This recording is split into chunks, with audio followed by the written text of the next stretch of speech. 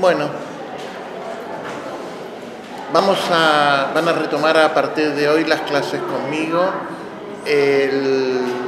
Durante los próximos 6 teóricos vamos a ver todo lo que es la unidad de narrativa, ¿no?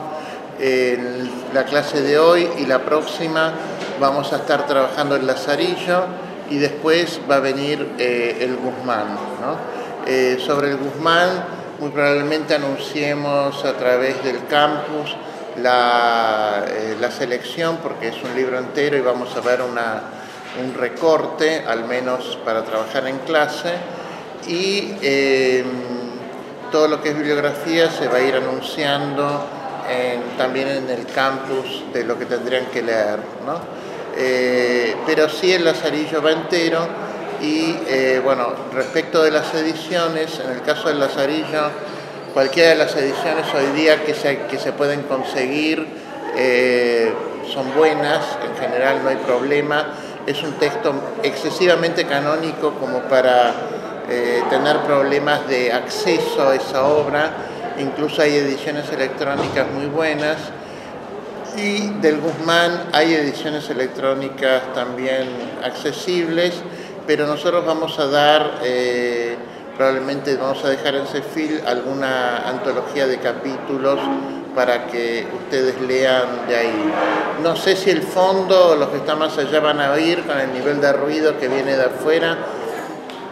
Bueno, si nosotros tuviésemos que empezar a hablar del Lazarillo, una de las primeras cosas sobre las que tendríamos que insistir es que ya en 1550 el concepto de ficción estaba ligado muy firmemente al de crónica particular y verdadera. ¿Por qué? Porque efectivamente lo que por entonces se escribía en prosa, es decir, por oposición al verso, estaba asociado claramente a lo histórico, a lo real, es decir, se presuponía, se sobreentendía que todo lo que venía con un formato narrativo tenía que ser verdadero. Perdón. Y efectivamente, a partir de teniendo este horizonte de expectativas, lo primero que se tiene que señalar del Lazarillo es que supone un quiebre en la mente, en la episteme de los lectores, del público de entonces. El Lazarillo es de 1554, porque hay un gran cambio en el objeto narrativo, en la temática de lo que va a versar, de lo que va a tratar este libro. Y la piedra del escándalo es básicamente la figura de un pobre, porque los pobres hasta el Lazarillo no habían ingresado nunca en el orden de la narración, y muchísimo menos como protagonistas. Es decir, ¿qué es esta ficción que se centra en una figura que, al decir de Luis Vives, por ejemplo, que era uno de los humanistas del período, era una trivialidad y era algo indigno de un historiador? Es decir, ocuparse de los pobres, narrar sobre los pobres, decir cómo son los pobres, era una cosa excesivamente cotidiana y a la vez indigna del eterno nombre, porque se presuponía que efectivamente una de las finalidades de la escritura era la perpetuación en la memoria de algo que se entendía como relevante, ¿no? Por lo cual, uno de los principales problemas que plantea el Lazarillo, amén de el escándalo que supone esta inversión de temáticas, es que no hay parámetros claros para decodificar qué tipo de texto sea, de qué tipo de texto estamos hablando, ¿no es cierto? Y uno de los problemas centrales es efectivamente el problema del género, ¿no? ¿Por qué decimos que el problema del género es central? Porque al producirse una sustitución digamos, extrema de temáticas, es decir, al presentar una narración en prosa que se ocupa de algo que hasta ese entonces no se contaba por escrito, uno de los problemas que va a tener el público, el primer gran problema, es cómo se decodifica, cómo se interpreta, cómo se piensa este texto. El género es básicamente un protocolo de intelección, de decodificación de la obra que le va guiando mental, le va ordenando, le va instruyendo al lector o al espectador, en el caso de un film, por ejemplo, mentalmente sobre cómo se tiene que decodificar esto, ¿no? Es decir, están las películas de géneros temáticos, por ejemplo, y vos decís, bueno, un western, un policial, uno de ciencia ficción, bueno, hay contratos epistémicos, es decir, aceptamos que esto es verdad, presuponemos que efectivamente este tipo de cosas suceden y uno comienza a consumir. Es decir, el género es siempre un protocolo previo que va guiando al espectador, al lector, sobre la valía y sobre el sentido último, porque esto incluso incide muchísimo las variables genéricas,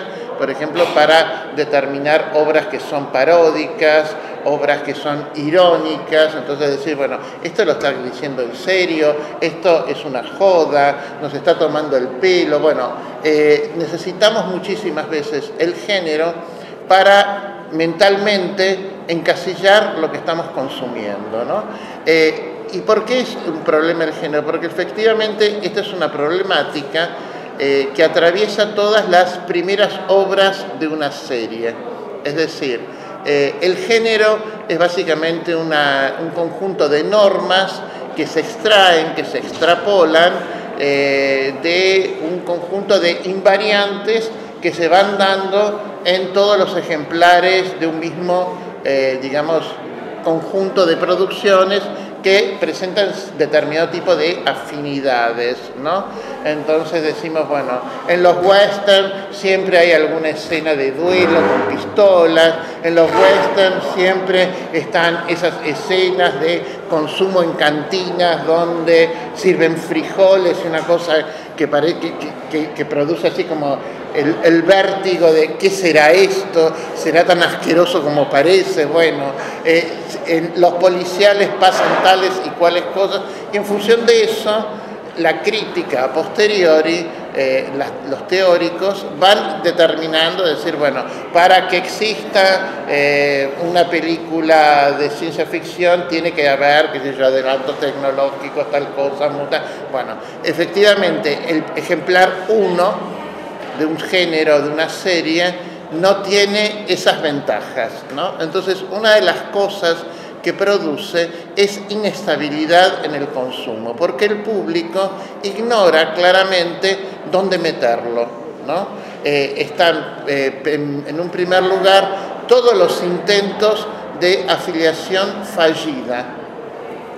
Y esto es interesante porque efectivamente van diciendo mucho del sistema literario de la época. Es decir, cuando pienso, efectivamente, esto podría ser tal cosa, pero no termina de ser, ese texto o ese producto se vuelve relativamente monstruoso porque tiene un excedente no reductible en el sentido que sigue siendo significante. Entonces sentimos todo el tiempo que hay algo que no termina de encajar bien, ¿no? Entonces intuitivamente el público va pensando, bueno, va por este lado, va por este otro, va por otro, y en la medida en que, si esa obra tiene éxito, se producen nuevos textos que miman o que reproducen la fórmula, la problemática de en qué obra la metemos empieza a desvanecerse porque se empieza a pensar que efectivamente se está construyendo o se está elaborando un nuevo género, ¿no? En este sentido, el texto del Lazarillo vendría a ser el texto apertural, es decir, el primero de una serie de lo que se dio en denominar literatura picaresca, ¿no? Por literatura picaresca hay infinidad de tratados, de estudios que se hicieron a posteriori.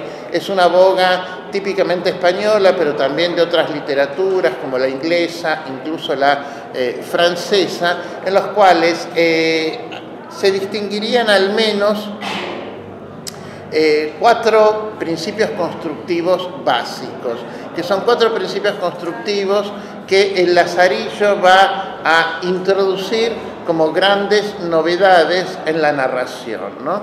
Y en función de los cuales todos los ejemplares posteriores, todas las obras que se terminen inscribiendo y adscribiendo al género picaresco, van a terminar siendo medidas, van a terminar siendo evaluadas por cómo trabajen, por cómo respeten, por cómo traten algunos de estos principios constructivos. Dice, no son muchos, pero son 4 ejes cardinales centrales. El primero de ellos es efectivamente el discurso del yo. Es decir, el texto picaresco, como empieza el Lazarillo desde el prólogo: yo por bien tengo que cosas tan señaladas y por ventura nunca oídas ni vistas vengan a noticias de muchos y no se entierren en la sepultura del olvido, pues podría ser que alguno que las lea halle algo que le agrade y a los que no andaren tanto los deleite. Es decir, desde la apertura del Lazarillo, lo primero que destaca es una narración primo personal, es un discurso del yo, ¿no? Y esto va a abrir una primera brecha sobre lo que son las formas narrativas típicamente del yo, las formas autobiográficas, es decir, esto es una autobiografía, qué tipo de autobiografía es la que propone el Lazarillo. Y decimos que este discurso del yo, en el caso de la picaresca, es central, sobre todo porque hay un refuerzo temático. No es simplemente alguien que quiere confesarse o alguien que se tiene en tanta valía a sí mismo, con una autoestima altísima que nos cuenta desde yo, sino que es además y precisamente alguien que es un infame, alguien que encarna la figura abyecta por excelencia de la sociedad, que es el pobre. Es alguien que, si él no toma la palabra, nadie se va a ocupar de contar qué es su vida y cómo es él, efectivamente. Entonces, el discurso de la pobreza empieza claramente como un discurso pivoteado por el principal y particular interesado, al menos figurativamente, que es ese yo que nos cuenta su vida, ¿no? El segundo principio constructivo es que efectivamente este yo que es pobre no es simplemente alguien que es pobre porque, bueno, papá y mamá hicieron malos negocios, o porque le robaron, o porque tuvo la mala suerte de que unos negocios que pensó le salieron mal y entonces, bueno, ahora está un poco peor que antes, o porque vive en Argentina, ¿no? Sino simplemente porque lo que enfatiza como segundo principio constructivo de esta figura del pobre es que esta figura del pobre además debe ser execrable. Entonces hay una genética familiar respecto del pobre que tiene un acerto, una máxima que se va a repetir siempre con alguna que otra variación, que es la confesión inicial de mi padre es un ladrón y mi madre es una puta. Es decir, uno roba y la otra se regala, ¿no? Pero efectivamente hay toda una cuestión de que serían ese tipo de perfiles parentales que reforzarían la idea de que efectivamente el protagonista es lo peor de lo peor, ¿no es cierto? Es como una excursión a lo vedado, ¿no? Adentrémonos consumiendo la ficción del pobre para saber qué son esa gente, ¿no? Pero además con el refuerzo ideológico de que esa gente no es cualquier gente, sino que es gente privada de todo tipo de honor, ¿no? Y esto es, en este sentido, otro de los principios constructivos, cuando decimos privados de honor, ¿no?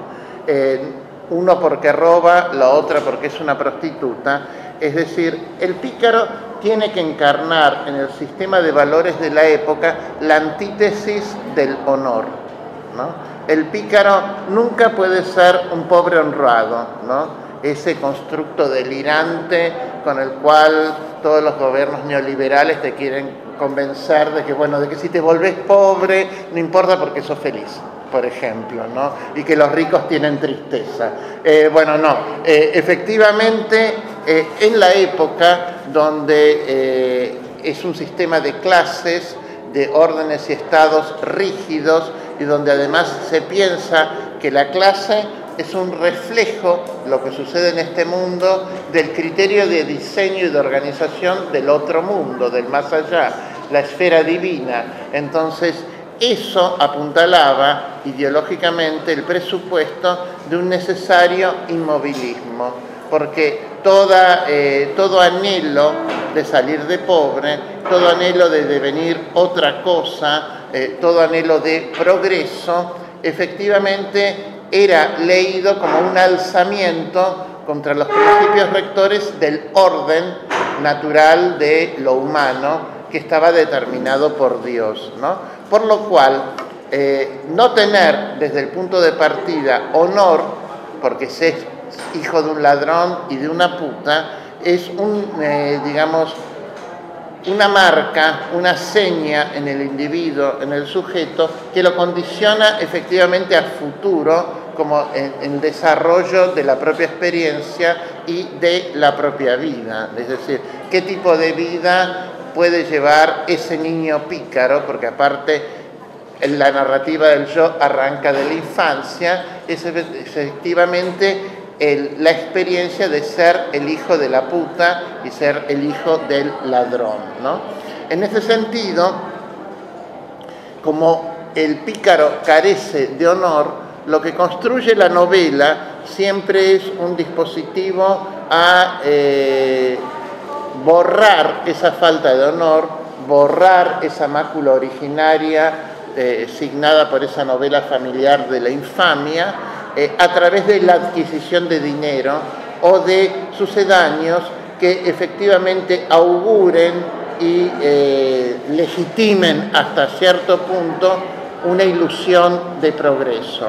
Y esto es importante porque efectivamente está dando cuenta de un punto de quiebre o de progresivo pliegue en la escala de valores de la sociedad entonces imperante. Cuando decimos pliegue o quiebre, es que efectivamente lo que va a suceder con la modernidad es que este sistema de preeminencia sanguínea, es decir, en esa época se era noble por sangre, se era de alta alcurnia por qué padres tenías, y efectivamente esto importaba e incidía en la percepción social del individuo. Esto va a ir cambiando con la modernidad a partir de la implementación progresiva del mercantilismo. Entonces, el discurso del ser, de cómo soy por filiación, va a migrar progresivamente, y este es el anhelo burgués, al discurso del tener, ¿no?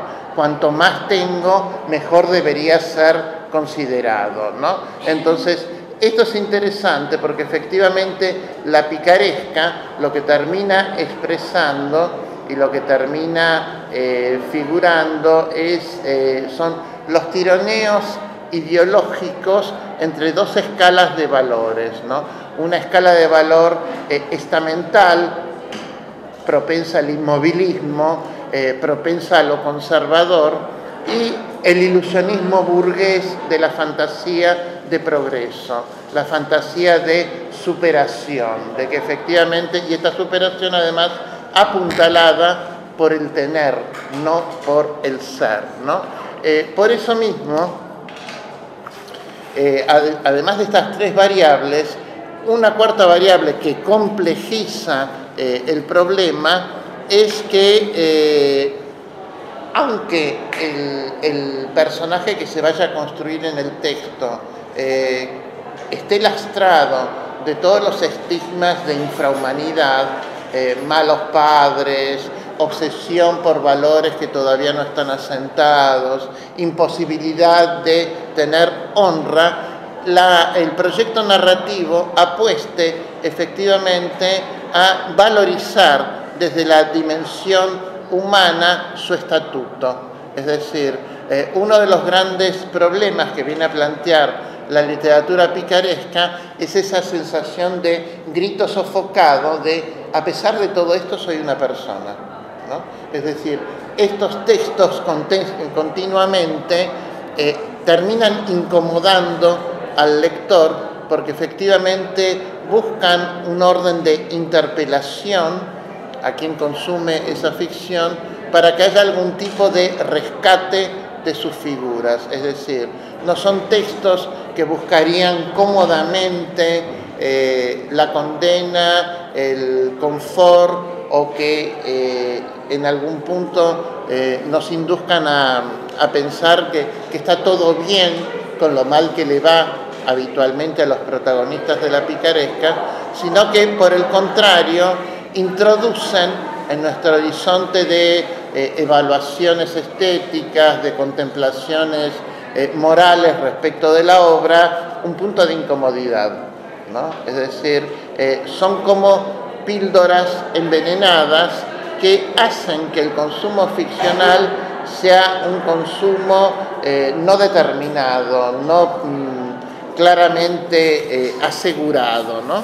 En este sentido, si estas son las variables del género picaresco, sí es importante volver y retrotraernos un poco a los que eran las problemáticas de cómo se empezó a decodificar, a pensar y a entender el género. Porque efectivamente el texto del Lazarillo, si bien es una primera obra de serie, es un texto que parece una especie de bomba de relojería, porque no hay oración, es decir, que no tenga un correlato perfecto con alguna otra parte del texto. Todo parece así absolutamente calculado, parece la obra de alguien con una, digamos, ductilidad en el arte narrativo increíble, ¿no? Ustedes cuando lean la bibliografía van a ver todos los juegos, todos los contrapuntos, todos los reenvíos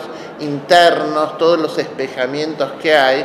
Y el gran problema, el principal gran problema, es efectivamente que además es lo que se denomina técnicamente como autobiografía imposible. Es decir, es un texto autobiográfico, es un yo, pero que, contrariamente a lo que nosotros presuponemos de las autobiografías, es un yo que se publica en forma anónima, ¿no? Es decir, no sabemos quién es el autor del Lazarillo, ¿no? Entonces, el problema de la anonimia es uno de los grandes problemas del texto. Y además es uno de los problemas que liberan todas las polémicas de sentido. ¿Y por qué? Porque efectivamente ahí tenemos que posicionarnos, así como dijimos que en 1550 el gran problema es para qué se usa la prosa, para qué se usa la escritura de ficción, también tenemos que repensar para qué sirve un autor. Es decir, ¿cuándo es que efectivamente los textos empiezan a tener autor? ¿No es cierto? ¿Y por qué? ¿Y qué tipo de textos, no? Bueno, hay una obra que todos los que se adentran en esta problemática teórica, que hay una conferencia que es relativamente insoslayable, que es de Michel Foucault, que se llama ¿Qué es un autor? ¿No es cierto? Bastardeando sus postulados, aun cuando, o sea, le puede augurar un más allá muy infeliz lo que vaya a decir, podríamos sintetizar que el presupuesto básico de qué es un autor es que la figura de autor es un protocolo que legitima la circulación editorial, manuscrita, pública, de algún tipo de discurso. Y que efectivamente la figura de autor está en relación estricta con la percepción social que hay respecto de determinado tipo de discursos en cada comunidad y en cada época, porque no todas las épocas exigen autor a determinado tipo de producciones discursivas. Cuando decimos producciones discursivas, por ejemplo, pensamos lo que son supuestamente discursos científicos o discursos de imaginación. Por ejemplo, en la Edad Media, donde todo el saber o todo lo que se presuponía real y verdadero se tendía a interpretar con la variable única de interpretación que está en la Biblia. Entonces el saber científico era sagrado. Cuando había algo científico que disonaba, entonces era según Aristóteles, según Plinio, según Galeno, según tal o según cual. Es decir, se empieza a exigir una figura de autor para que cierto tipo de aserción, posicionamiento o discurso sobre algo de lo real científico circule. Y en esa época, por ejemplo, como todas las producciones literarias tienden a estar ligadas a lo legendario, a saberes ancestrales, circulan muchísimo más anónimamente, es decir, hay vastos contingentes de cultura popular o incluso de cultura escrita que circula en forma anónima o refundida, porque ahí la figura autor no importa, ¿no? En cambio, con la modernidad, lo que sucede es que la figura autor, a partir del afianzamiento del yo, de cierto ilusionismo de que la entronización de la razón genera objetividad que todo el mundo comparte, entonces la ciencia y los saberes científicos pierden la figura de autor. Es decir, ya nadie dice el agua hierve a 100 grados según tal. Es decir, se acepta como algo que efectivamente todos compartimos, ¿no? Y a donde se traslada la figura de autor es efectivamente a la ficción. Entonces, uno de los primeros aspectos que vemos con la circulación del Lazarillo como obra ficcional es que efectivamente una gran transgresión es que no se conozca quién es el autor de este texto, ¿no es cierto? Porque, y además, tenemos que retener que efectivamente que circule sin autoría apuntala también el ilusionismo de objetividad, de neutralidad, cuando efectivamente no hay nada más aséptico, o sea, que no hay nada más irreal que la fantasía de asepsia en el Lazarillo. Al contrario, que el Lazarillo circule sin figura autorial es una gran transgresión para la época, ¿no? Por eso mismo, insistimos en que uno de los grandes códigos preexistentes en los cuales se pensó que el Lazarillo encajaba era, por ejemplo, el molde carta, ¿no? ¿Por qué? Porque el texto empieza diciendo: vuestra merced escribe, se le escriba y relate el caso muy por extenso. Y el tratado primero después empieza, pues, con lo cual parecería que en el prólogo se contextualiza a qué estamos respondiendo. Hay una figura de vuestra merced que ha pedido que se le relate el caso, y a partir del tratado primero el Lazarillo empieza con pues, que es un pues hilativo, que engarza ese prólogo apertural con la narración propiamente dicha de la propia vida que hace el personaje de Lázaro, ¿no? Con lo cual se tendió a pensar que efectivamente la carta era un modelo muy próximo. También porque hay toques cronotópicos, como en todas las cartas. Por ejemplo, el texto termina diciendo: esto fue el mismo año de, o en esta insigne ciudad de Toledo, como que efectivamente hay un momento de enunciación y de escritura de este relato que se puede datar, como ocurre con las cartas, ¿no? Y efectivamente esto se relaciona también con el género de la epístola, es decir, en la época las cartas tendían a mimar también lo que eran las codificaciones genéricas de la epístola. Lo que sucede con eso es que, según los tratadistas de la época, la epístola podía tener dos formulaciones básicas, ¿no? Lo que se denomina epístola jocosa o epístola seria, ¿no? ¿Qué componentes tenía que tener la epístola seria? La epístola seria es para algo así como si fuese el autobombo, el autoencomio de miren como qué bien que me fue en la vida, cómo triunfé, soy un ganador, con lo cual toda la perspectiva temática de lo que se narra tiene que ser cosas serias y tiene que ser algo así como un ejemplo, ¿no? Un desarrollo inextenso de una vida donde no para de triunfar el protagonista de ese relato, ¿no? Bueno, es desde el punto de vista de la extensión, ahí empezamos a hablar de este problema de cómo los géneros encajan o no encajan en la época todavía. Desde el punto de vista de la extensión, el Lazarillo podría ser que hubiese sido el resultado de alguna inspiración próxima a la epístola seria por la extensión, pero por el contenido efectivamente no, porque nadie va a tomarse tanto trabajo para terminar el relato dando a entender que es un cornudo complaciente y que está todo bárbaro, ¿no es cierto? Porque el texto termina así.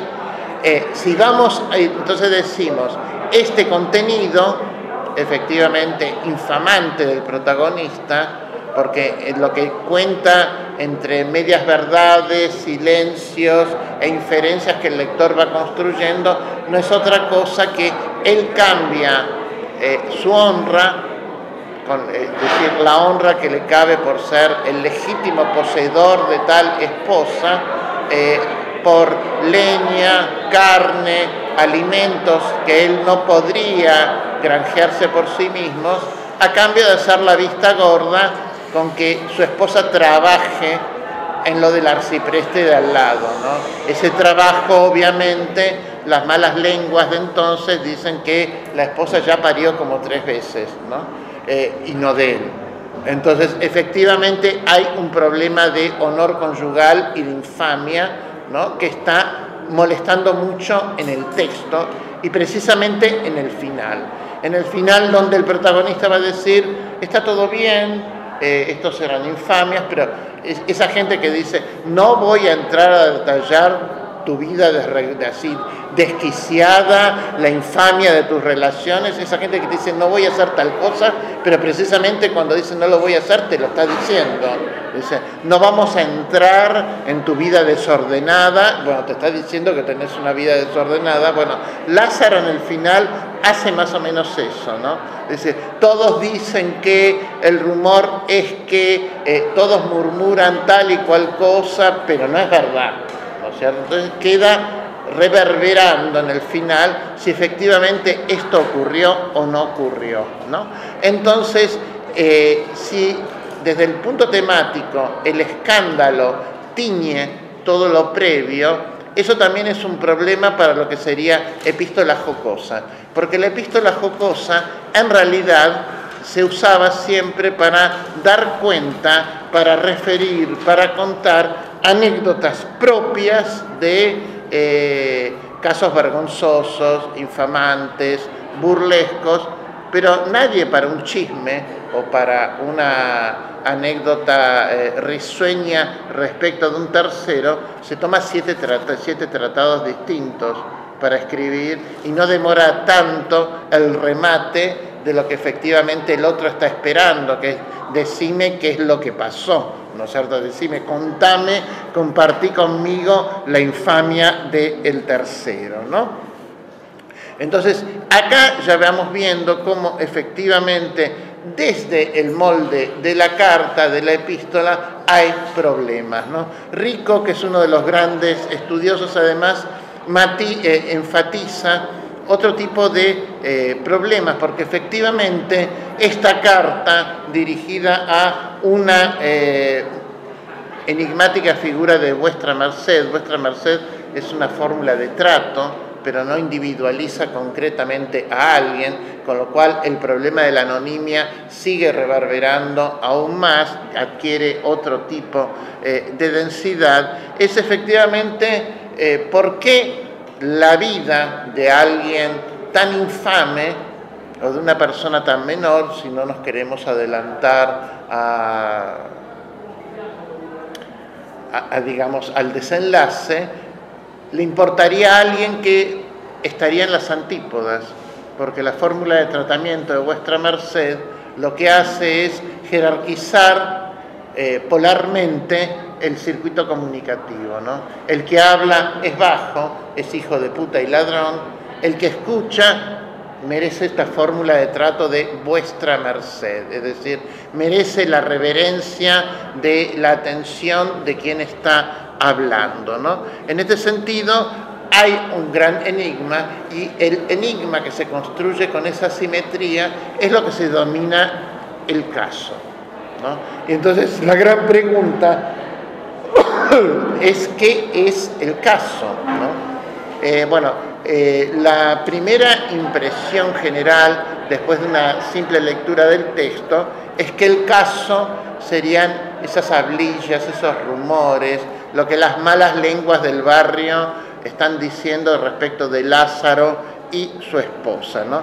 Por eso se insiste en que el caso es el pretexto del lazarillo, aunque esté al final, ¿no? Es el supuesto que mueve a escribir, es el asunto último de la novela, y que entonces el marco autobiográfico depende del caso y a la vez lo justifica, ¿no? Es decir, si no hubiera caso, todo sería mucho más inasible, mucho más confuso y mucho más transgresor desde el punto de vista retórico, porque faltaría un andamiaje claro, alguna ligazón de por qué me está hablando un pobre y de por qué yo leo algo de un pobre, ¿no?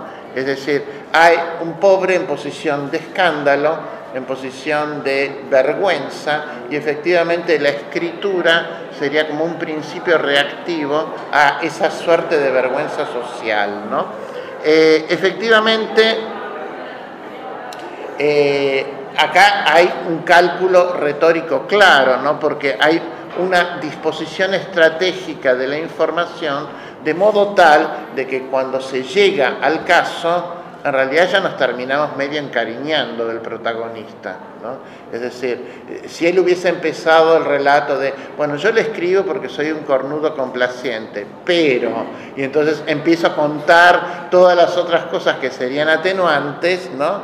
Salvo que seamos muy morbosos, ya de por sí nos posicionaría en un lugar muy particular. En cambio, si nos hacemos una suerte de narración que sería como el relato de Sísifo, de cómo estoy tratando todo el tiempo de llevar mi roca hacia la cumbre, y bueno, tuve mis tropiezos, mis infortunios, y en el final está este detalle que además lo escamoteo, bueno, es otra cosa. Es decir, los contenidos también dependen de cómo se enuncian, de cómo son presentados, de cómo son exhibidos en esta comunicación, ¿no? Y esto además está montado en el ilusionismo de cierta maduración del protagonista, ¿no? Es decir, Lázaro es el hijo de puta y ladrón que termina y se transforma en un expósito porque la madre, cuando ya no lo puede mantener y el padre fue condenado, lo entrega a un ciego para que trabaje con él, para que se sustente. Es decir, la idea de una familia estallada, la idea de un niño que desde la infancia debe valerse por sí mismo y no por el amparo de los padres para progresar. Entonces, la narración de Lázaro apuntala el verosímil de una maduración, ¿no? De lo que es crecer sin padres, de lo que es crecer sin sustento ni protección, y lo que sería la transmutación simbólica de posiciones jerárquicas, ¿no? Aquel que es hijo, cómo se transforma en padre de sí mismo, ¿no? ¿Qué tipo de adulto deviene aquel que efectivamente tuvo tal infancia, ¿no? Efectivamente, hay toda una cuestión, o sea, ¿Qué otros problemas en relación con el género podemos precisar acá? Nosotros insistimos, por ejemplo, en la relación autobiográfica.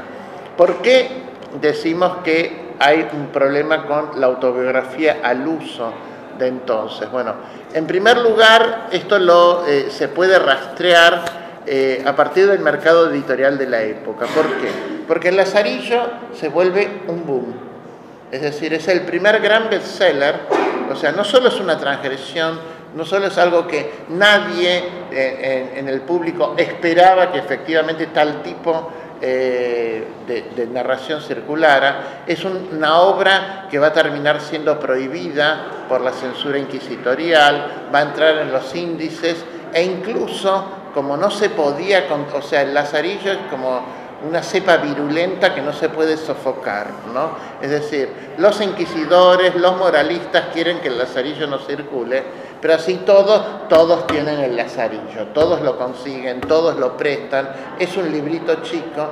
Entonces, lo que termina decidiendo, por ejemplo, Felipe II, cuando es el emperador, es que efectivamente en vez de controlar que circule, hagamos una versión expurgada, sí. No, me pregunto, con estas características textuales y la masividad, ¿cómo puedo mantener el maestro del lector? No deben ser muchos los que podían escribir así. Esas referencias. A ver, el problema de la autoría real, ¿no? Porque está todo cómo se plantea el problema de la autoría en la circulación del texto, ¿no? Entonces decimos, bueno, eso es una elección estratégica de quien lo redactó. El problema de la autoría real además está hilvanado con el problema de que efectivamente no se sabe cuál fue el primer Lazarillo. Es decir, históricamente se conocían tres Lazarillos, tres ediciones de Lazarillo del mismo año, en el 54, en tres lugares distintos, ¿no? Bueno, hará más o menos 10 años, unos granjeros en España dijeron, sí, no, reformemos el granero, tiremos esta pared y ponemos un silo, una cosa así. Fueron a picar la pared y encontraron detrás de la pared una biblioteca tapiada. Que eso es signo de que efectivamente, el control inquisitorial era muy peligroso porque entrañaba la vida de las personas que poseían ese tipo de volúmenes. Entonces, efectivamente, lo que se cree es que esa biblioteca, a partir de la circulación de alguno de los índices, lo que incidió en los propietarios de esa casa es decir, todos estos libros prohibidos los tapiamos, los escondemos porque si alguien viene, nuestra vida corre peligro. Bueno, ¿por qué importa esa biblioteca? Se llama de Barcarrota, porque era el lugar, se llamaba Barcarrota. Porque efectivamente ahí encontraron otro ejemplar del Lazarillo, del mismo año, de otra ciudad. Entonces hay toda una problemática infinita y aparte los cuatro Lazarillos no son exactamente iguales, ¿no? Entonces hay toda una problemática respecto de lo que sería el Lazarillo, el Lazarillo, ¿no? El primer Lazarillo de todos, del cual se infiere habrían provenido todas las otras versiones, ¿no?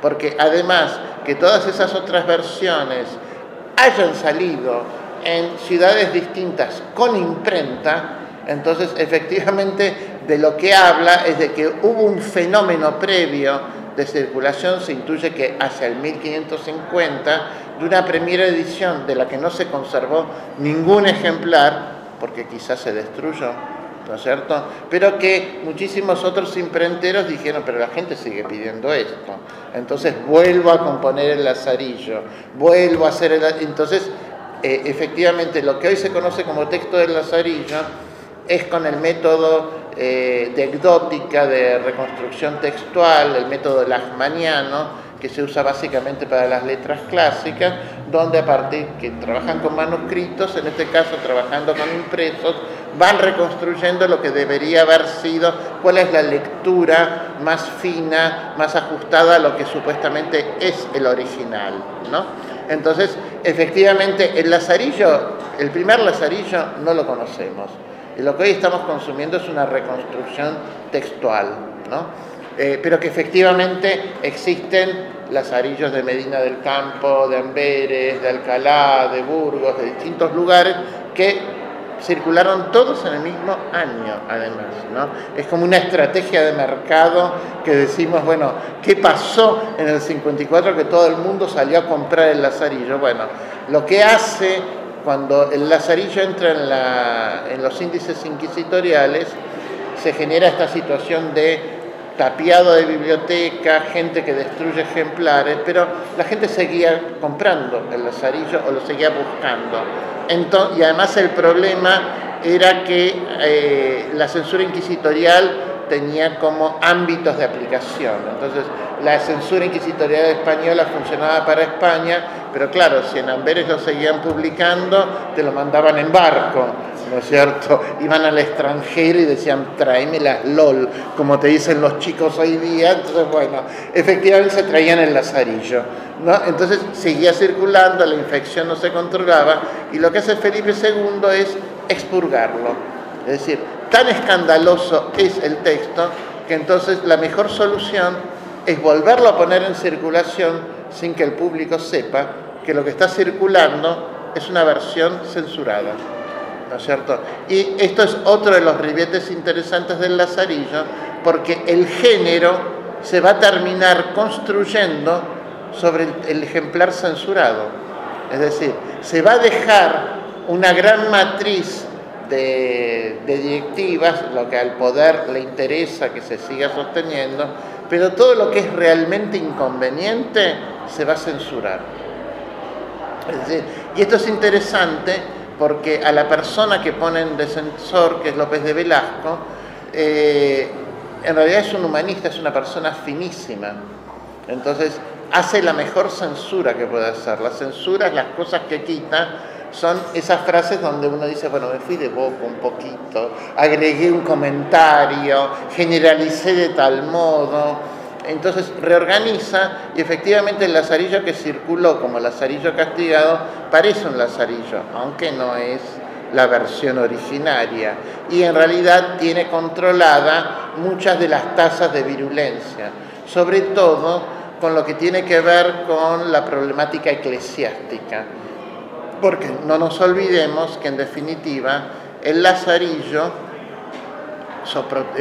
a propósito de la infamia del pobre, también está hablando de los desajustes eclesiásticos, ¿no? La problemática de los curas que, bueno, tienen voto de castidad, pero la ponen cuando pueden, ¿no es cierto? Y que además hay todas unas problemáticas terribles de descendencia, filiación, herencia. Bueno, ¿qué se hace con estos curas que no se ajustan al derecho canónico, ¿no?, de la época? Entonces, esto también está analizado e investigado. Entonces decimos, bueno, el problema autobiográfico es un problema central, volviendo a lo que decía antes, ¿no? Y efectivamente, ¿por qué sabemos que es central? Porque cuando el lazarillo se transforma en un éxito de mercado, ¿qué es lo que hacen los libreros? Los libreros son, como hoy día, los que venden los libros, no necesariamente los que los imprimen, ¿no? Entonces los libreros dicen, bueno, ahora la gente consume esto, ¿no? Ahora la gente consume testimonios, ¿no? Entonces pongamos escrituras semejantes. Entonces en esa época dicen, esto es como si fuese una confesión, es como el molde autobiográfico confesional. Entonces reeditan, por ejemplo, San Agustín, ¿no?, las confesiones de San Agustín, o reeditan textos que a partir del molde confesional en realidad se podrían ver beneficiados o apuntalados por el hecho de que efectivamente si te gustó el lazarillo, lleva este, te va a encantar, ¿no? Cuando en realidad, está bien, el molde confesional funciona, pero no creo que las confesiones de San Agustín te hagan el mismo efecto que leer el lazarillo o que te produzca lo mismo, por más que uno pueda encontrar en esta búsqueda de un molde genérico que no termina de encajar puntos de contacto, ¿no es cierto? El otro gran punto interesante para pensar el problema autobiográfico es efectivamente si esta es otra tesis que se arguyen, que la crítica la arguye y la defienden bastante bien quienes adhieren a ella, que es que, ¿y si esto en realidad no es ficción? ¿Hay cabida para que esto no sea ficción? Es decir, el borrado de la persona en este texto dependerá de que efectivamente vuestra merced, esa fórmula honorífica a la que yo me estoy dirigiendo, esa jerarquía, esa autoridad, sabe quién soy yo y me ha pedido que escriba esto, y en qué caso alguien me podría escribir que cuente mi vida, y si la Inquisición me agarró, ¿no es cierto? Entonces, una de las grandes dicotomías que atraviesa el Lazarillo, en esta tensión de ficción o historia, testimonio verídico o imaginación puramente retórica, es si este texto es, como sostienen muchos, el relato exigido por autoridades competentes de la Inquisición, ¿no? Cuando decimos autoridades competentes de la Inquisición, tenemos que retrotraernos a cómo funcionaba la Inquisición, ¿no? O sea, el ejemplo más claro, que está muy bien testimoniado, es, por ejemplo, lo que le pasó a Fray Luis de León, ¿no? Fray Luis de León, en un momento dado, en ciertas traducciones, se vale de, por ejemplo, los textos en hebreo, ¿no es cierto? Consulta una lengua que ya la Inquisición había dicho que no se podían publicar textos en hebreo, que esto, que aquello, que lo otro. Entonces, pues dije, bueno, será Fray Luis, será un Agustín, marche preso. Y Fray Luis pregunta, ¿por qué? O ¿por qué estoy preso? Lo encierran para que piense. Es decir, el modelo inquisitorial en la época persigue la autoincriminación, persigue que vos medites respecto de qué cosas podés haber hecho algún orden de transgresión y que las confieses. Es decir, el modelo inquisitorial invierte la carga de la prueba, porque digamos el modelo jurídico penal de hoy día es que a vos te acuso de tal cosa, tal cosa, tal cosa, vos te defenderás de lo que yo te acuso. En la Inquisición esto es al revés, ¿no? Entonces funciona como una estrategia de extorsión, de coacción letrada respecto de la figura que está presa. Y esto incide claramente, o incidía, hay muchísimos testimonios, en el tipo de confesión, porque entonces decís, bueno, algo hay que confesar, ¿no? Bueno, es como toda la sanata de los arrepentidos, de los cuadernos, de esto, de aquello que sucede hoy en Comodoro Pi, ¿no? Donde todos algo más o menos vieron, pero nunca es concluyente. Primero porque no pueden mentir en esta realidad, pero además porque nunca tienen la garantía, al menos en la época de la Inquisición, que la plena sinceridad los va a sacar. Porque a veces la plena sinceridad marcha a la hoguera. Entonces, hay un manejo de, digamos, los componentes de veracidad, de prueba, de cómo realmente voy compartiendo lo que quiero confesar, que también es lo que termina produciendo es una suerte de confesión light, ¿no es cierto? Donde lo que se nota a primera vista en el Lazarillo es que para hacer una confesión tiene demasiados reparos. Para hacer un texto donde se proclama y se clarifica ante autoridad competente de que, bueno, sí, soy un cornudo complaciente, nunca lo termina de decir claramente. Es decir, nunca me termina de decir, lo sé, esto es así, esto ocurre. Y esto es lo que le confiere también al texto un plus de atractivo para nosotros como lectores, porque es cómo dice algo sin decirlo, cómo sugiere página tras página que esto es la narración de una infamia, pero nunca lo termina de compartir claramente como una infamia, es decir, no es un reventado contándonos su vida de cómo morí de sobredosis, ¿no es cierto? O cómo terminé 3 veces hospitalizado. No es ese modelo de exhibición impúdica que hoy vemos en todos los programas de la tarde destinados a la mujer, ¿no? Donde siempre hay alguna vedetonga, algún actor caído en desgracia que cuenta las peores cosas de sí. No, no es eso el Lazarillo. En Lazarillo hay un equilibrio constante entre lo abyecto, lo incómodo, lo infame y una exhibición como pudorosa, ¿no? Es decir, sabemos todo el tiempo que hay más, ¿no es cierto? Es como nos produce un juego de lectura de vaivén entre profundidad y superficialidad, entre lo que dicen las hablillas y lo que dice el narrador, ¿no? Decíamos también que respecto de la autobiografía estaban estas dos alternativas: el problema de la autobiografía según el mercado literario, el problema de la autobiografía según el texto inquisitorial, la confesión inquisitorial ante autoridad competente, y también está el problema de la en torno a la noción de caso, ¿no? Es decir, ¿qué significaba caso en la época? ¿Qué era un caso, no? Porque efectivamente lo único que sabemos desde el inicio es que se le pide que relate el caso muy por extenso, ¿no? Entonces, efectivamente, una de las cosas que podemos pensar también en la época es que caso es los casos son los nudos argumentales centrales de lo que son las relaciones de sucesos de entonces, ¿no? Pero ¿qué pasa con las relaciones de sucesos? Bueno, genéricamente las relaciones de sucesos son las formas protoinformativas, ¿no?, de la época, mediante las cuales el poder centralizado ejercía un control de la intimidad. Es decir, el primer medio periodístico son esas hojas sueltas, esos pliegos volanderos que se repartían en las plazas públicas a la salida de las iglesias y que generalmente entonaban en las plazas de pueblos los ciegos, que recitaban toda la historia del caso, del pliego suelto.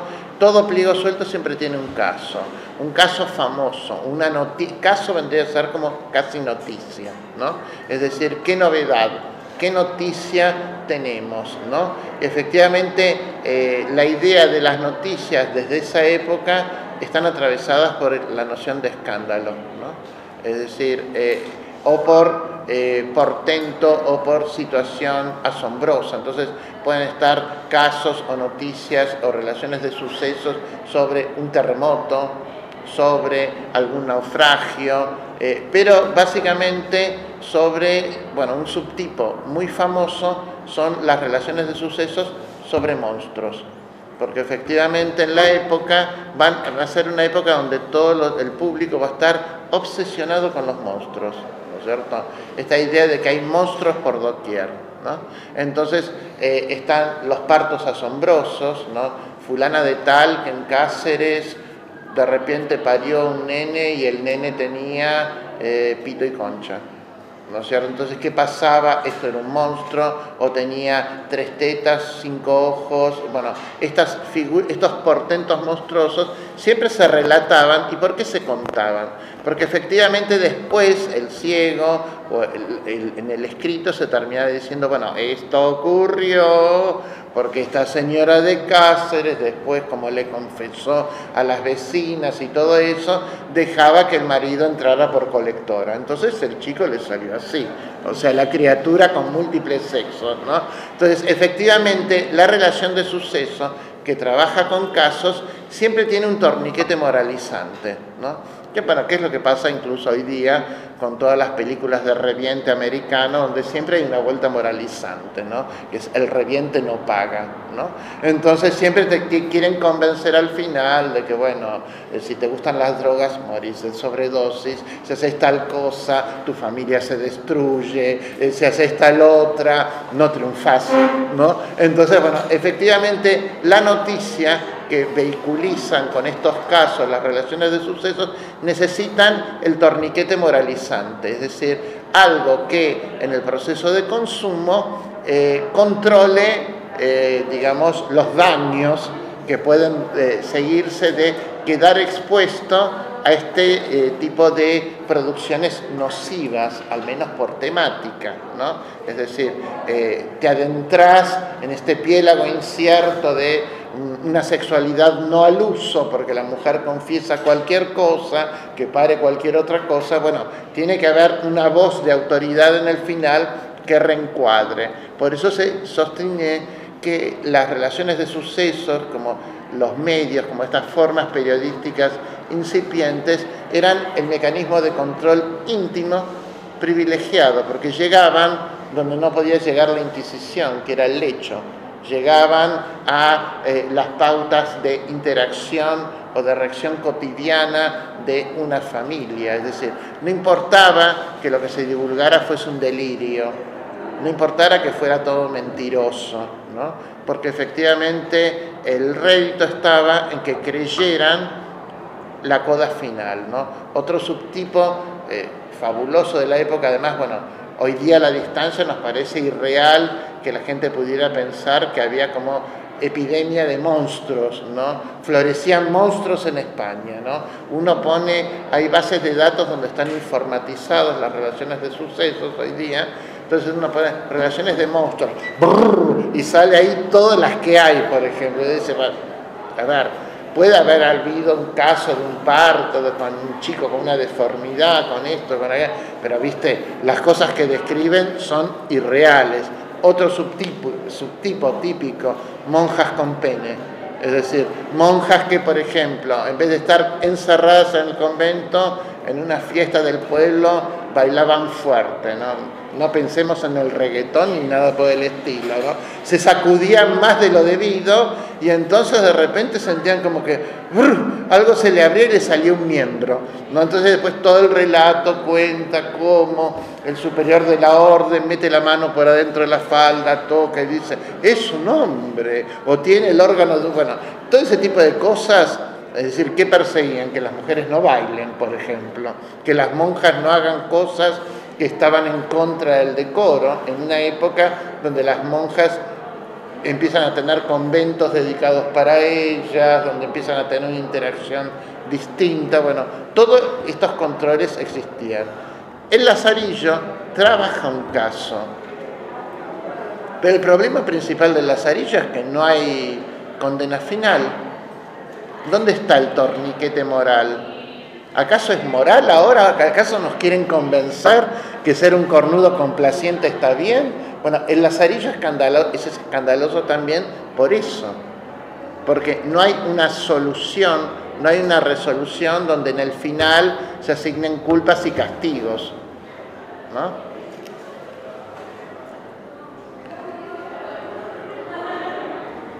Y efectivamente uno de los, vemos así como a partir de este recorrido de los problemas genéricos, ¿no? Podemos señalar en primer lugar que el vehículo autobiográfico justifica que se trate un tema bajo, ¿no? Porque efectivamente hay un molde que en este caso está siendo usado por alguien infame, ¿no? En segundo lugar, el recurso epistolar pedía un pretexto narrativo, ¿no? Es decir, que haya algo para contar, ¿no? Y el caso viene a brindar el pretexto, ¿no? Que explica por qué, para quién, desde qué lugar está escribiendo Lázaro, ¿no? Es decir, el caso es algo así como el punto de fuga, el eje central desde el cual hay que pensar el sentido del Lazarillo, ¿no?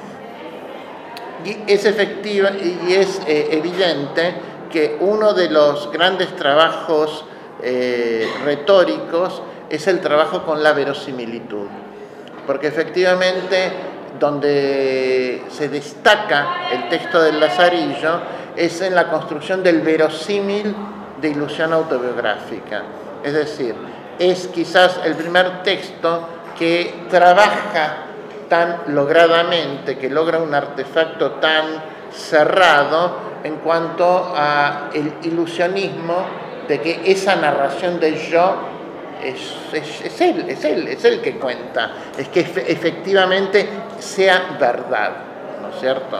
Y esto es interesante porque acá lo que va a haber constantemente es un trabajo con el punto de vista, ¿no? Nosotros decimos es una narrativa del yo, pero es una narrativa del yo que estratégicamente en algunos momentos se va a distanciar.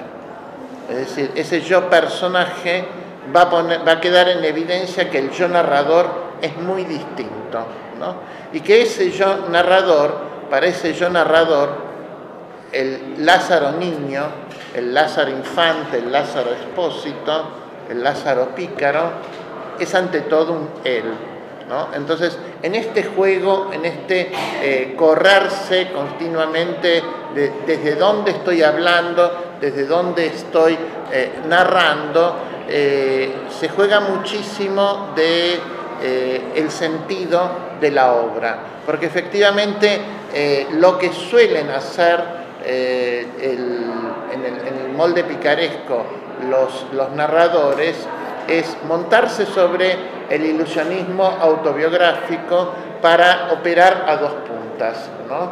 Es decir, va a haber un nivel de materia compartida, narrada, en el cual nosotros sentimos que acompañamos constantemente al nenito que se caga de hambre, al nenito que le gusta el vino, al nenito que hace travesuras, y que somos como su sombra más o menos, y que lo vemos todo desde su lugar, pero también el texto tiene puntos estratégicos donde lo que vemos no es el nenito, donde no nos sentimos ya con el nenito, sino con el narrador que escribió, ¿no es cierto? El narrador que escribió es siempre en el eje de los oficios, de las ocupaciones del pícaro, el último oficio. Y esto es un punto muy interesante también para reflexionar, porque las narrativas picarescas en este dispositivo de niño que es de muchos amos, ¿no? Que va pasando de propietario en propietario de ese niño que supuestamente debe cuidar, pero el adulto lo explota, lo maltrata, lo caga de hambre. Es decir, en esta sucesión de traspasos, ¿no? Hasta que se puede autonomizar y ser independiente, con lo cual se cifraría la instancia de la adultez. Lo que se va... ¿a dónde iba?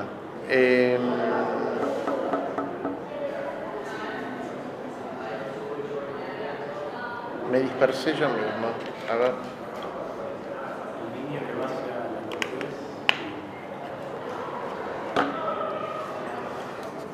Bueno. Los bloqueos, a ver. Bueno, ya volverá en algún momento. Como decía mi padre, el enano del archivo, ¿viste? Regresa tarde, se perdió en el camino. ¿En qué? ¿Pero por dónde? Ahora me quedé obsesionado con qué quería decirles. ¿Qué? Sí, tiene que ver algo con el... Ah, sí, lo de los puntos de vista, ¿no? Entonces, efectivamente, hay un momento donde decimos, bueno, en esta evolución de oficios lo interesante es que todo lo que se representa prescribe, terminan siempre o usualmente antes de que la persona empiece a escribir. El oficio de escritor siempre está fuera del autorrelato, ¿no? Del propio relato de las capacidades. En caso concreto, incluso de Lazarillo, lo más notorio es que el chico es como un analfabeto, pero este analfabeto no sabemos cómo, ni dónde, ni cómo termina pudiendo escribir, ¿no es cierto? Entonces hay una cesura evidente donde lo que se deja fuera del orden de lo representado es cómo se adquiere la maestría literaria, ¿no? Y además la idea de que el oficio último, el oficio del fin de los tiempos de cada sujeto picaresco, es efectivamente devenir escritor. contarse, ¿no? Con lo cual hay toda una serie de implicancias interesantes, no solo porque se refuerza esta idea de que nadie te va a contar si no te contás, nadie va a decir tu verdad si no la decís vos, ¿no? Y entonces es interesante pensar en este proceso de supuesto aprendizaje / degradación que tiene el protagonista, es de dónde surgen claramente estas dotes literarias, cómo se naturaliza en el texto que efectivamente alguien puede escribir esto, ¿no? Es decir, lo cagaron a golpe de que, no sé, que tiene uso de razón, se cagó de hambre, no pisó una escuela, no agarró nunca un libro y escribe esto.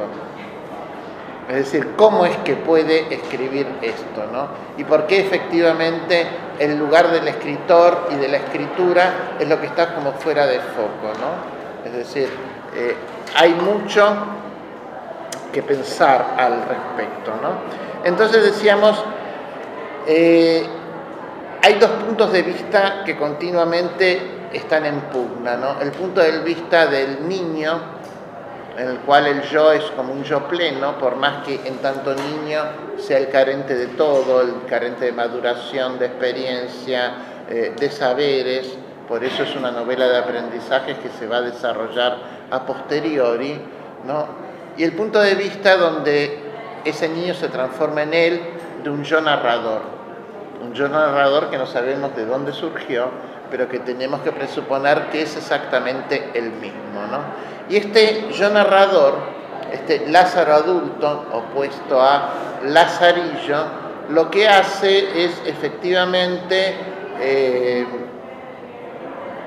obrar un cruce de tiempos, porque entonces lo que nos viene a decir es que el texto está atravesado, está inscrito en la temporalidad, no solo por ser en alguna medida autobiográfico, sino porque encierra, digamos, nuestra fantasía de una vida, ¿no? Un antes y un después. Entonces, el yo del protagonista, estratégicamente, cuando narra desde la experiencia, desde lo que me ocurre, desde lo que viví, es efectivamente el yo niño.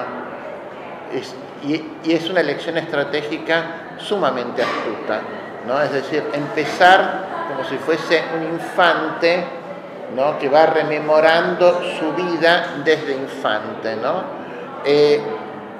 Y hay una, digamos, una vuelta de tuerca muy interesante, que es cuando aparece, o el yo narrador se exhibe como narrador del hecho, ¿no? Y entonces ustedes dirán, bueno, ¿dónde es que esto se nota? Bueno, esto que tiene como un molde genérico de carta, si ustedes no lo leyeron, cuando lo lean, marquen todas las veces en que en el texto el relato se interrumpe con alguna alocución clara a vuestra merced. Cada vez que Lázaro se toma el trabajo de recordar que hay un vuestra merced al que le está escribiendo, generalmente ahí hay condena. ¿Por qué? Porque efectivamente, digamos, el juego narrativo al que apuesta es a que efectivamente se vea desde cómo se narra también, no solo en la materia, no solo en el contenido, que el Lázaro del final no es el Lázaro niño, que el pendejo ingobernable, muerto de hambre, transgresor, que hacía cualquiera, que robaba comida, vino, lo que fuera, que maltrataba a los adultos, que no los respetaba, era un niño. Pero que él ahora, como narrador, cada vez que quiere, que se da cuenta de que efectivamente hay algo de lo que está contando que incomoda, le dice, bueno, pero vuestra merced entenderá. Entonces, ahí efectivamente la voz que aparece es la voz del narrador, la voz del Lázaro adulto, la voz del Lázaro que efectivamente, desde el fin de los tiempos, desde ese momento en que está escribiendo, desde ese momento en que acepta que él se convierta a sí mismo en texto, en representación de sí mismo, interviene estratégicamente para garantizar que que el consumo de su persona y la interpretación final de su persona se guíe por su escala de valores de adulto y no por sus fallas de niño, ¿no? Es decir, el Lazarillo, según plantea un teórico muy interesante que se llama Ives, es un texto brillante, entre otros motivos, porque tiene 3 estrategias defensivas claras. Es decir, es un texto, no solo es para muchos una confesión ante autoridad competente de los tribunales inquisitoriales, sino que es un texto eminentemente reactivo.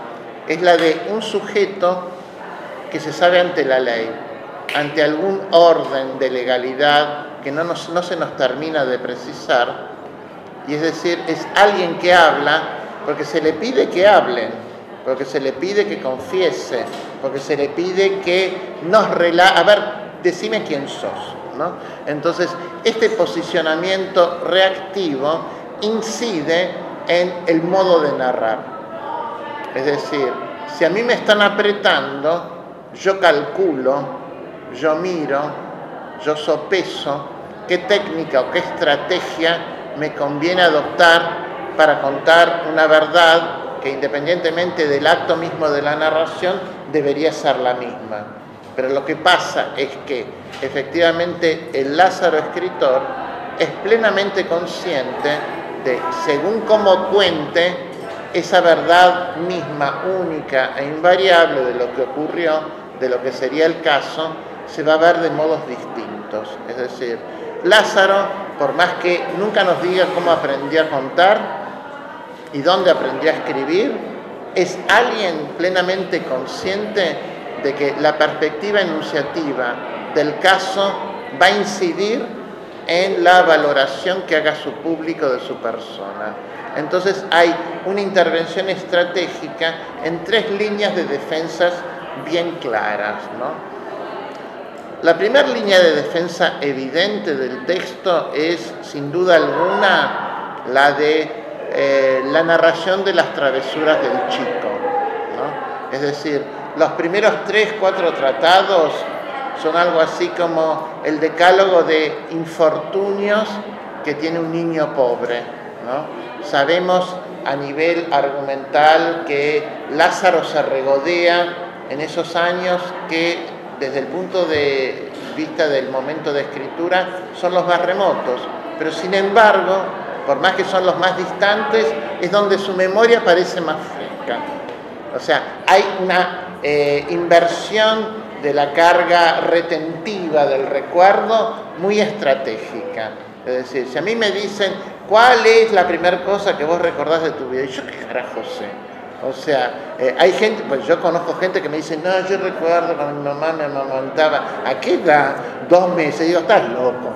Yo no lo creo eso, pero hay gente que recuerda eso, ¿no? Bueno, Lázaro tiene un nivel de detalle de su vida infantil que, además, por lo que sería la experiencia del trauma, uno diría, directamente uno tendería a querer olvidar todo, a ni acordar cómo te llamás, ¿no? Te cagabas de hambre, tu padre lo llevan preso y lo ahorcan, a tu madre es prostituta, vos ves como si tu madre pare negritos y cosas así, viste que para la época serían terribles, bueno, pero él recuerda todo.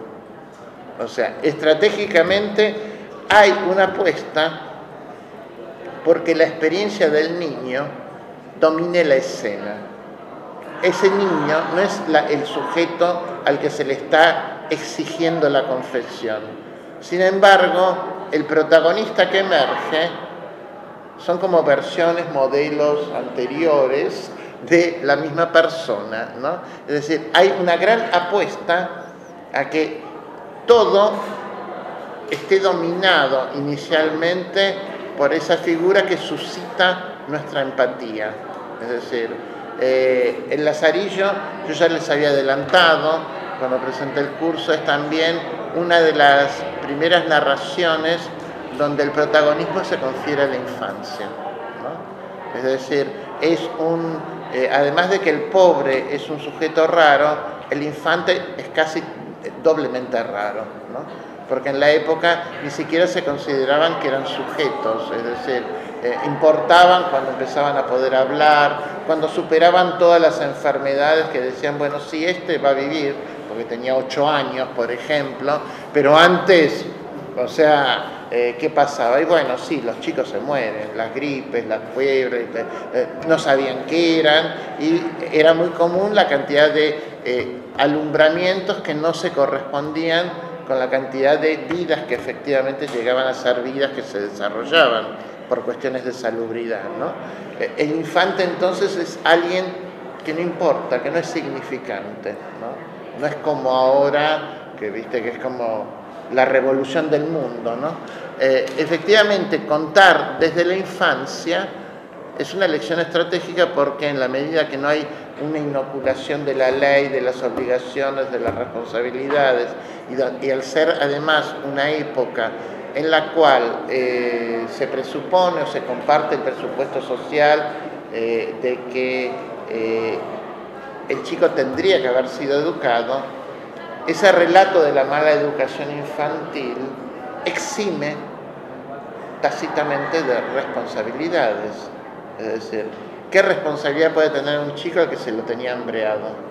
¿Qué responsabilidad podía tener un menor que había sido abandonado y los tutores o encargados vivían fajándolo? Y cuando se cansaban lo abandonaban nuevamente, ¿no? ¿Qué culpa podía tener esa persona? Entonces, efectivamente, en el punto de vista del Lázaro protagonista, del que más que Lázaro es Lazarillo, ¿no? Lo que hay es una apuesta por una estrategia de responsabilidad atenuada por la mala vida, atenuada por el sufrimiento, atenuada por la asimetría de oportunidades, ¿no? Feynman diría que nos pusimos en garantistas, ¿no? O sea, a reconocer las diversidades y las asimetrías, ¿no? La segunda estrategia evidente es cuando el narrador se pone la gorra, ¿no? Y entonces todas las cosas que son que en Lazarillo nos movían a empatía, como una cosa así de bueno, sí, pobrecito, bueno, pero era un nene, bueno. Efectivamente, cuando empieza a jugar no con el lector, sino con el destinatario de vuestra merced.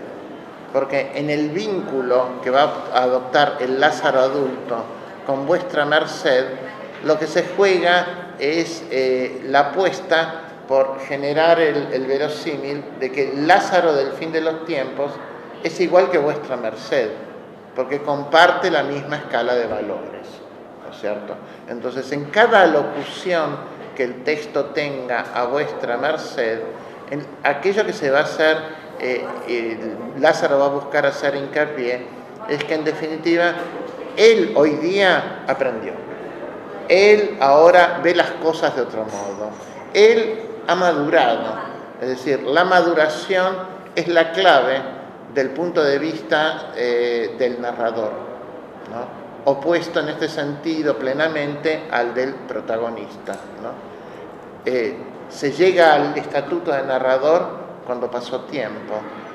No me cuento en el momento, sino que me cuento desde el después, ¿no? Y en ese después, donde él ya se quiere presentar como un hombre de bien, como alguien que efectivamente ha comprendido, ha entendido la lógica, la dinámica de la vida, las cosas se ven distintas. Entonces, el decir que ve las cosas distintas y que comparte el punto de vista de vuestra merced es en alguna medida, pensando que Lázaro está en el patíbulo, está ante la ley, ponerse del otro lado de la mesa. Es decir, yo estoy con ustedes, jueces, yo soy lo mismo, yo pienso lo mismo hoy día. Es decir, como me están buscando cosas del pasado, bueno, sí, robé pan, pero ¿hace cuánto? Hice tanto, pero ¿hace cuánto? Yo ahora soy distinto. Es decir, fíjense, cuando marquen el texto, todos los lugares donde aparece vuestra merced. Y efectivamente, qué tipo de contrato busca entablar la relación con vuestra merced. No son tantas, serán 8 o 10 momentos en que el texto se corta, y además el momento del corte también es estratégico, porque efectivamente coinciden con momentos donde el sentido o la virulencia de lo que viene pasando ha escalado hasta un nivel donde efectivamente el escritor siente que tiene que pegar un volantazo, ¿no? Pegar un reacomodamiento, y entonces dejar de narrar como si estuviese imbuido en esa reminiscencia gozosa de lo que fue su vida, y ponerse en el lugar de no el que recuerda, sino el que escribe. Y hay además, y esto es lo que hace mucho más incómodo todavía el Lazarillo, una tercera estrategia. Y decimos que hace mucho más incómodo, ¿por qué? Porque efectivamente la primera estrategia de defensa, la de responsabilidad atenuada, o la otra, yo soy uno de ustedes, yo pienso como usted, vuestra merced, son complementarias y son inversas, están imbricadas la una en la otra, y esto conduce a un punto de no resolución, es decir, ¿a quién le creemos? ¿Al de antes o al de ahora? ¿Cuál es el responsable? Bueno, efectivamente hay una tercera línea de defensa, que es la que se produce en este texto autobiográfico cuando se llega al Tratado Quinto. ¿Por qué decimos que el Tratado Quinto es el centro neurálgico del Lazarillo? Porque efectivamente un texto autobiográfico tiene un único presupuesto común a todas las autobiografías, es que el protagonista es el yo. Y efectivamente lo que hace Lázaro en ese momento se presenta no como protagonista, sino como tercero, observador de lo que otros hacen. ¿Qué es lo que ocurre en el Tratado Quinto? El Tratado Quinto es el Tratado del Buldero. El buldero era una figura que iba de pueblo en pueblo en la época vendiendo bulas. Es decir, en la época las bulas papales se vendían a cambio de dinero, ¿no? Una bula te podía garantizar todos los perdones en vida y un pase VIP para entrar a la tercera nube con San Pedro, ¿no? Entonces vos te granjeabas el más allá, taca, taca, poniendo plata, ¿no? Que eso, bueno, efectivamente, además, en la época fue uno de los grandes puntos por la cual se terminan separando católicos y protestantes, porque cuando empieza la construcción de la Basílica de San Pedro, como no hay guita, entonces desde el papado dicen, bueno, vendamos bulas, vendamos indulgencias, vendamos así pases al más allá garantizados que no van a ir al infierno. Entonces todos los reventados con plata pues empiezan a poner guita, guita, guita, guita, y fluye plata para ahí. Entonces lo que se ve es que efectivamente por medio de las bulas se podía conseguir dinero. Entonces los bulderos iban de pueblo en pueblo vendiendo estas bulas. Bueno, ¿qué sucede? El episodio del buldero, como también se creía que muchos eran impostores, que no eran verídicas, que esto y aquello, hay todo un universo de la picardía que gira en torno a esta figura de vendedores estafadores, ¿no? Entonces, ¿cómo se tenía que lograr demostrar que efectivamente estas bulas son verdaderas, cuentan la verdad, te producen la salvación? Es como que lo que cuenta Lázaro ahí, que como niño que trabaja con un buldero, que lo asiste, que lo acompaña, él ve cómo hay montado todo un espectáculo fraudulento para engañar a los devotos en la iglesia, ¿no es cierto? Entonces, de resultas de toda la estafa que arman en la iglesia, la gente termina comprando. ¿Y por qué decimos que efectivamente este Tratado Quinto es central? Porque en el Tratado Quinto, en primer lugar, todo gira en torno a la posibilidad de comprar escritos que se creen verdaderos que son falsos, ¿no? Es decir, toda esta escritura que estaría reposando sobre la hipótesis de que es verdad.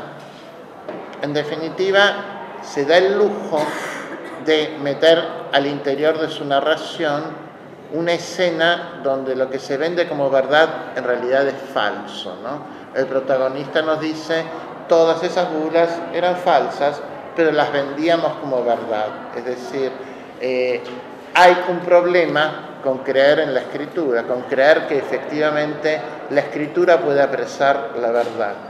Y además hay otro punto que es sumamente interesante, que es que ¿qué es lo que se logra con escritos? ¿Qué es lo que logramos con textos? Y entre las cosas que podemos lograr con textos es engañar al otro. Con lo cual, en este punto, el texto parece decir, yo también me engañé con el buldero, pero también te puedo estar engañando a vos con este escrito. Con lo cual, el punto de indeterminación se vuelve aún mucho más complejo.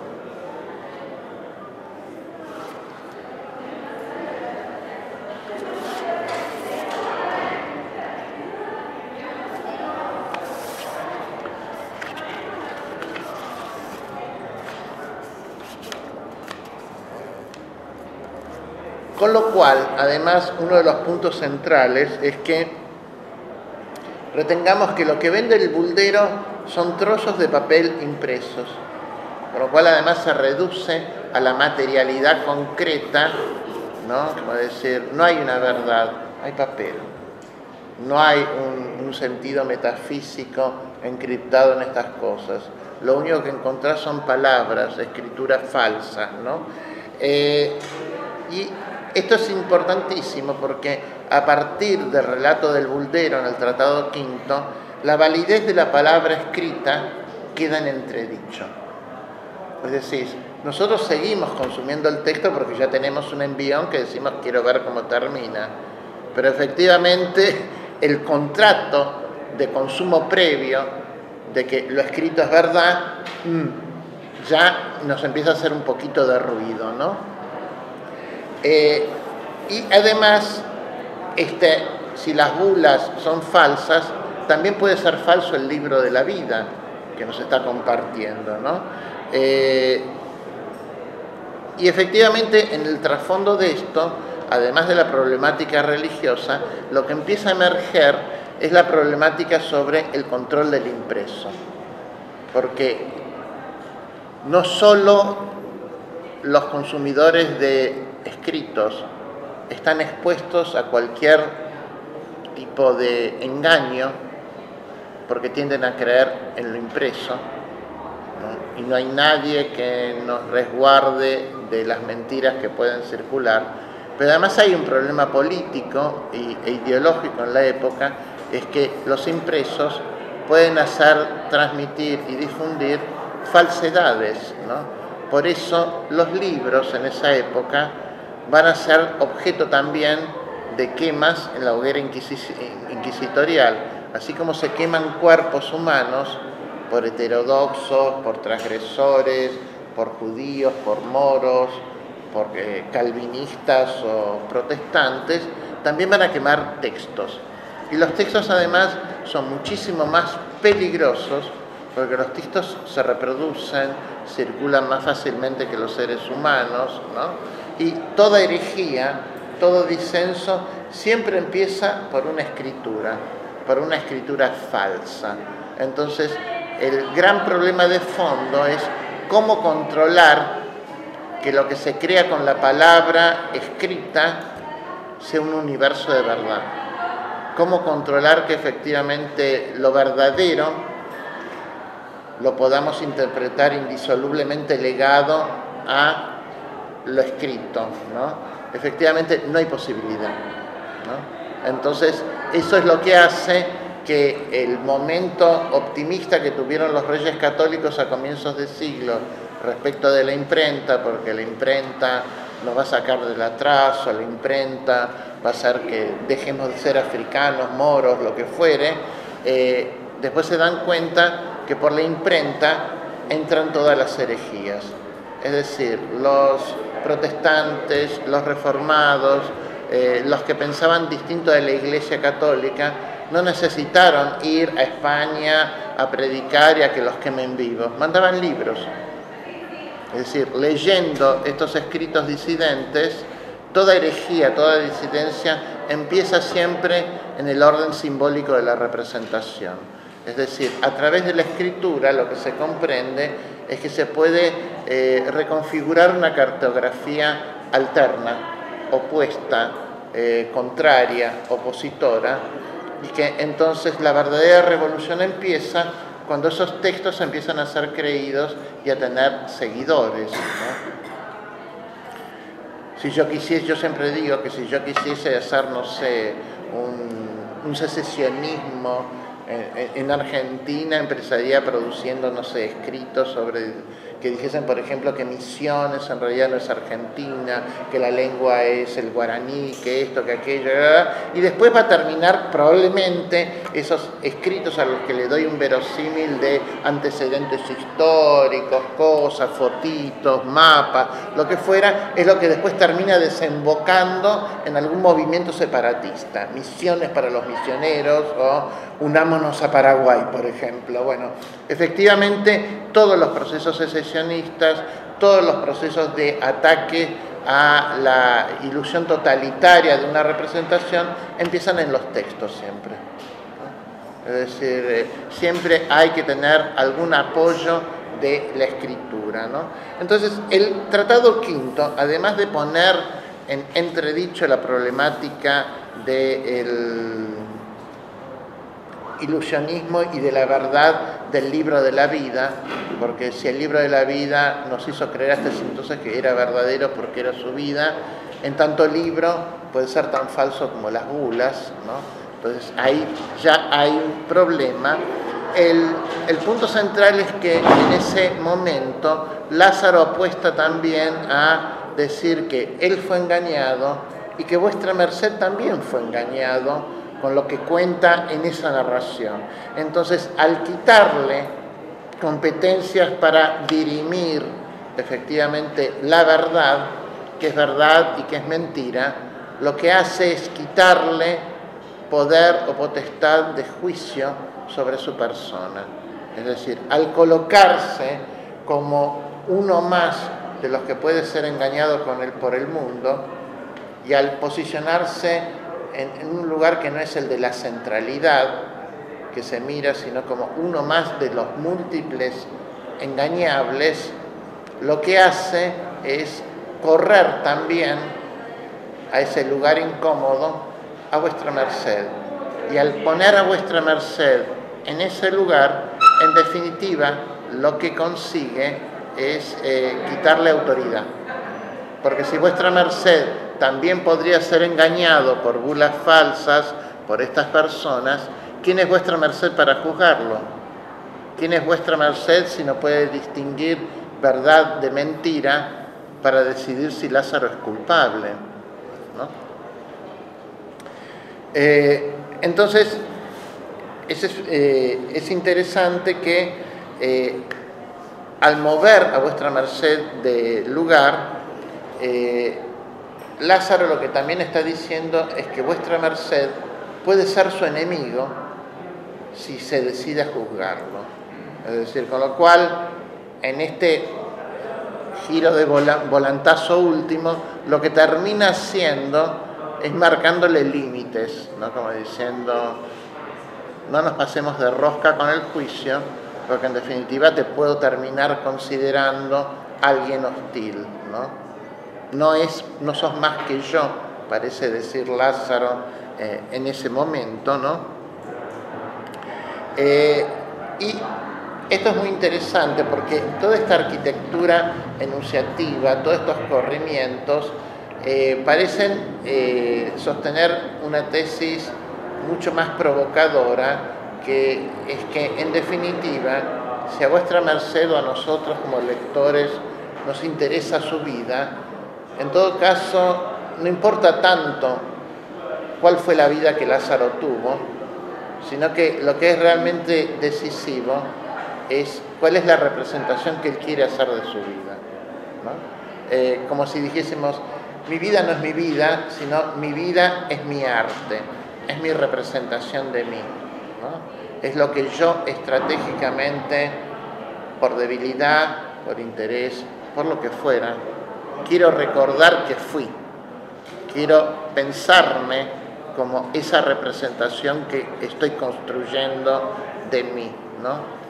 En ese sentido, es, aunque no le conozcamos dónde estudió y dónde pensó y dónde aprendió a narrar, es algo así como un ejemplo perfecto, ¿no?, de un autor plenamente consciente, ¿no?, de que más que el referente, lo que cuenta es el artefacto que quiere compartir como obra artística con el otro, ¿no? Lo que es verdaderamente valioso, o sea, que además nos traslada del punto de discernir si es verdad o no, pues parecería que todo el tiempo el texto juega con los puntos indirimibles, ¿no?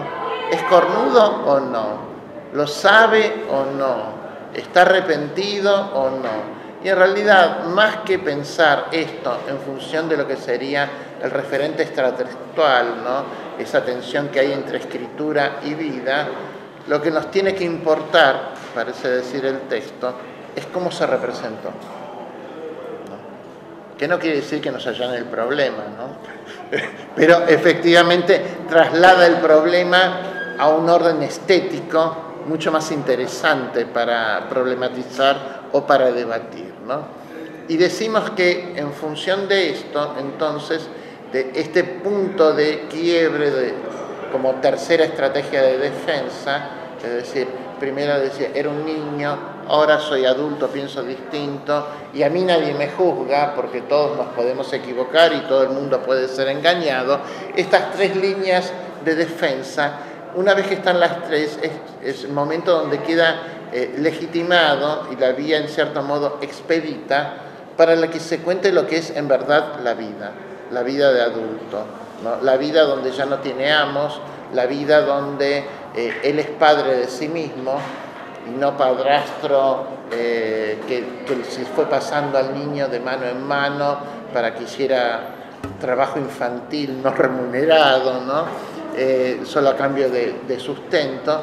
Y entonces lo que narra en los últimos tratados es efectivamente las luces y sombras de la consagración, o dicho de otro modo, las aporías de la integración social, es decir, todo lo que se paga por ser alguien en la sociedad, por no ser esa lacra, esa excrescencia que se regala, que incluso la familia no protege ni tutela, y entonces lo que cuenta es como él llega, según sus propias palabras, a buen puerto, ¿no? Dice, hay una parte donde dice, ya me ha sucedido tan bien, ¿no? Es decir, porque aparte es una atalaya irónica, porque efectivamente después de este texto donde uno dice, bueno, ¿qué más le pudo pasar, no? Parecen esas telenovelas de Verónica Castro donde no paraban de maltratarla. Dice, ¿qué más le pudo pasar a este chico? Y sin embargo, él mide su vida, su discurso existencial como el derrotero de un triunfo. Hame sucedido tan bien. Efectivamente, construye en el final el ilusionismo de que el triunfo es ser alguien en esa sociedad, es haber llegado a ser reconocido, el haber llegado a poder conformar un hogar, ¿no? Haber llegado a tener oficios y no ser empleado de, ¿no? Y con los oficios poder darse algún gusto, ¿no? Entre los gustos que cuentan es que, por ejemplo, comprar ropa usada. Entonces, además, bueno, es algo así como el triunfo del conformista estúpido al final de Lázaro, porque todo lo que cuenta es horroroso, tipo, trabajé como 8 años, 10 años, tanto tiempo y me pude comprar una espadita usada y tal cosa y tal otra, y uno dice, Dios mío, qué explotación, porque aparte de todo lo que cuenta, por supuesto que hay crítica de corte historiográfico que dice, bueno, para haber podido comprar tal paño de tela o tal cosa, o tal espada que valía tanto, es el equivalente a tantas horas hombres de trabajo durante 15 años. Bueno, entonces uno dice, si eso es un logro después de infinidad de tiempo, bueno, efectivamente lo que narra el final son las luces y sombras y el sabor amargo de cómo y a costa de qué alguien deviene alguien para la sociedad, ¿no? Y la paga final es efectivamente esa de carne por carne, ¿no? Un cacho de comida a cambio de la carne de tu esposa, ¿no? Es decir, no pasas frío a cambio de que pues, tu esposa me caliente a la noche a mí en la cama. Bueno, ese contrato final es el modelo, digamos, más revulsivo de lo que el texto propone. Y el problema es que el texto clausura diciendo que está todo bien, ¿no? Entonces, ahí Rico sostiene que efectivamente el texto, uno de los grandes problemas es que es un final abierto. No hay una cosa de decir, bueno, y pasó esto, lo justiciaron, lo quemaron, y a la otra la mandaron a la hoguera por puta, ¿no? No hay una solución lógica para los valores de la época, ¿no? Sino que queda abierto y el punto de apertura en ese cierre es lo más virulento para el lector. Porque el lector en realidad, que es un lector autónomo, que tiene su ejemplar en casa, que lo puede compartir y que no tiene un guía o alguien que lee por él que le va a decir, ah, no, esto es horrible, esto no lo leamos, queda expuesto a la posibilidad de interpretarlo al menos de tres modos distintos, ¿no? Rico dice que el éxito del Lazarillo se sustenta en gran medida en esta posibilidad de que haya al menos tres interpretaciones. La primera dice, en la estela de los humanistas, se podrían haber sentido atraídos por el derrotero de Lázaro, por el hecho de que los humanistas creen en el progreso, en la capacidad de triunfar, en la capacidad de superarse a sí mismos.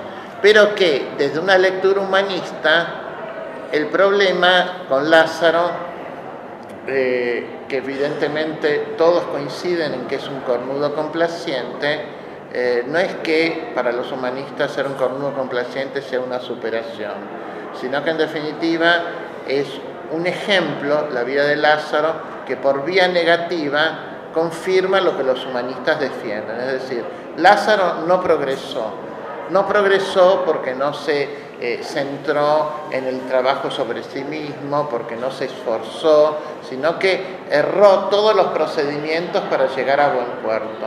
Ese buen puerto no es un buen puerto, es la infamia, porque en definitiva creyó que para triunfar había que entregar a la esposa, por ejemplo, ¿no? Había que perder la honra para ser alguien. Bueno, los humanistas esto no lo impugnan, pero desde una lectura humanista habría cierto inmovilismo final, sería siendo tan mierda como los padres, ¿no? Su esposa sería tan puta como la puta era su madre, ¿no? Y él en alguna medida roba a la comunidad un crédito, que es lo mismo que robaba el padre, ¿no? Es decir, y esto refuerza la otra teoría, que es la teoría del determinismo. Los conservadores dirían, ¿a quién se le pudo ocurrir que el hijo de una puta y de un ladrón iba a transformarse en algo distinto? Es decir, lo que los conservadores leen en el Lazarillo es el triunfo del determinismo. Los humanistas, por el contrario, leen el triunfo de su ideología, pero el fracaso del caso por errores de procedimiento. Entonces dice que esto en la época podía ser una contienda muy visible, ¿no? Entre los que creían en la posibilidad de transformación y los que, en definitiva, defendían el destino. Estás destinado a la infamia, ¿no? Podía ser que ahora seas cornudo, pero también podía ser otra cosa, porque lo tuyo es la infamia. Pero lo que Rico introduce es que, efectivamente, como el texto no se decanta por ninguna de estas dos alternativas, abre una tercera vía exegética o de interpretación mucho más problemática, que es la del relativismo. Una vía que diga que, en definitiva, para alguien que fue hijo de una puta y de un ladrón, que lo regalaron, que estuvo pasando de mano en mano, en definitiva, tener una cama calentita y comer algo en invierno no está tan mal. ¿Cierto? Entonces, efectivamente, para Rico, el relativismo como un virus que se va propagando por la modernidad, un virus que nos va recordando que en definitiva no hay valores absolutos, que no existe un único buen puerto, que para mí que mi esposa entregue el culo una vez cada tanto con el cura al lado puede ser un puerto bárbaro, mientras no sea el mío. Efectivamente, lo que el texto termina diciendo es que no podemos evaluar o mirar o interpretar todo desde la certeza de que hay un universo estable y que hay una escala de valores que todos vamos a compartir, ¿no? Entonces, en su clausura, lo que el Lazarillo hace es abrirnos al mundo de la relatividad, al mundo de lo opinable, a un mundo mucho más inseguro que el de los dogmas conservadores o del ilusionismo o la fantasía humanista del progreso, ¿no? Bueno, lean el Lazarillo, tráiganlo marcado, vean todas las cosas así de enunciación de vuestra merced, los cortes, presten atención sobre todo a los momentos de apertura y cierre del texto, busquen correspondencias, espejamientos, es como una bomba perversa de relojería el Lazarillo.